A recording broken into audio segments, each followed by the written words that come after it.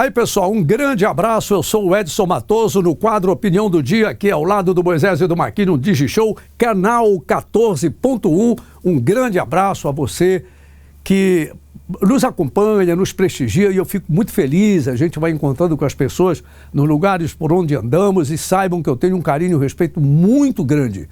Afinal de contas, essa história de quase 50 anos de comunicação foi construída à base do apoio de cada uma dessas pessoas, com críticas, observações, apoios, incentivos, elogios, enfim, em contestações. Isso é normal, né? Sempre a gente procura dizer, Moisés Marquinhos, uma coisa que eu converso muito aqui, até com o Ricardo Kizan, a ideia fundamental é refletir, é questionar. Agora, tem alguns casos que já estão julgados e condenados. Não é invenção minha. Aí, julgado e condenado para cumprir pena. Isso aí não tem jeito. Comprovado. E ainda tem caso que o cara está julgado, condenado, cumprindo pena, e ainda tem 6, 7 processos contra ele. Tem que ter esses casos no Brasil. Então, às vezes, a gente fala isso porque tem pessoas que não dá para entender, defendem. Eu não consigo entender. Aquele bandido, aquele criminoso de periferia, aquele que aparece nas páginas policiais, nos programas de olha só, esses caras têm que matar. Engraçado, esse aí é para matar, é para prender, é para esfolar. Agora, os bacanas que assaltam o país, e vocês sabem que o nosso país foi assaltado nos últimos anos com mais de 500 bilhões de reais. E tem gente que defende. Qual é a ideia que nos dá? É de que, de alguma forma, participa. Né? Porque não dá para entender. Aquele bandidinho aqui da periferia, aquele camarada, um criminoso que é vítima desse contexto, tá certo?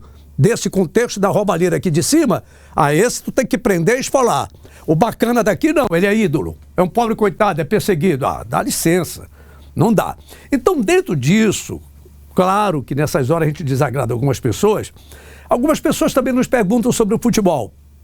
Eu hoje já não falo tanto sobre futebol, porque está uma mesmice tão grande que aí, sinceramente, me desestimula. Mas não podemos deixar de falar no futebol brasileiro. O Brasil jogando com uma equipe que jogou e deixou jogar, campeão da Copa América, o Peru. O Brasil se encontrou com a Venezuela e o Paraguai, 2 adversários dificílimos. Eu sei que antigamente a gente dava de lambuja, principalmente na Venezuela.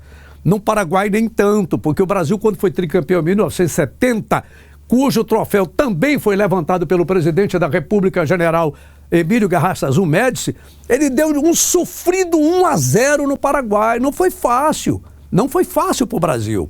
Com a Venezuela é diferente, só que os venezuelanos estão trabalhando a base, preparando o sub-20, sub-17.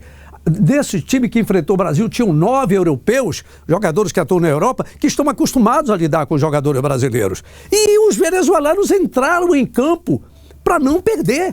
E deram um sufoco danado no Brasil. Mas eu particularmente gostei, porque eu vi um Brasil, uma seleção, não de um exército de um homem só, como diz aquela música. O Neymar! O Neymar da Globo, do Galvão, o Neymar. Pô, pelo amor de Deus, pô, eu sou do tempo do Pelé, pô, do Zico, do Romário, do Tostão, onde tu tinha uma seleção com 4, 5, 6 referências. Saía uma, tinham 5 e o reserva que entrava era Deus o livre. Como foi na Copa de 1962. Saiu o Pelé, o Garrincha assumiu o papel. E no lugar do Pelé entrou o Amarildo, que saiu da Copa contratado pelo futebol italiano. Então o Brasil sempre foi rico de grandes jogadores. Mas ultimamente no nosso país se criou uns falsos ídolos que, pelo amor de Deus, não quero dizer que o Neymar não é craque. É craque. Mas dizer que o Brasil sem Neymar não existe, pô, vai enganar o outro. Não a mim. Com todo o respeito, com toda a riqueza dele, tá entendendo? Mas espera aí, vamos valorizar uma seleção, um grupo, o trabalho é coletivo. E o Brasil se ouve bem. Eu falei do Garrastazu Médici, tá? Lá em 1950, para construir esse Maracanã, em que o Brasil foi o campeão agora, o Carlos Lacerda era um terrível inimigo da construção do Maracanã. E o Brasil perdeu a Copa dentro de casa. Os jogos aqui eram em São Januário, Laranjeiras, enfim. E agora, aí tivemos em 1958 o presidente Juscelino Kubitschek, que era o presidente de Bossa Nova, participando da festa dos jogadores, entregando, recebendo o troféu, a taça Júlio Rimet. Agora foi o presidente Bolsonaro. Mostra aí, ô Patrick.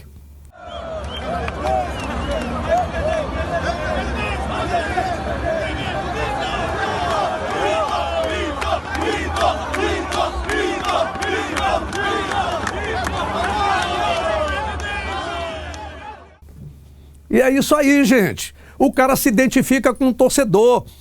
É militar, mas todo militar gosta de festa, gosta de música, gosta de futebol, é atleta, às vezes é da gandaia. Agora, a parte da disciplina, da uniformidade, tem gente que não gosta. A coisa é por aí. E foi recebido muito bem, primeiro pelos torcedores lá em Brasília e agora na conquista do Brasil com o Peru. O presidente Bolsonaro foi recebido pelos jogadores com um grito de mito, mito, como você ouviu. O Brasil, não só pela vitória, mas pela ideia de um futebol coletivo, começou a me dar vontade de assistir de novo, porque eu não aguentava esta seleção de um homem só. Parece-me que agora a nossa seleção tem de goleiro à ponta esquerda e um banco de reservas. Segue essa linha, Tis. Não faz mal a ninguém. Um abraço, Moisés, Marquinhos, e até a próxima. Brasil!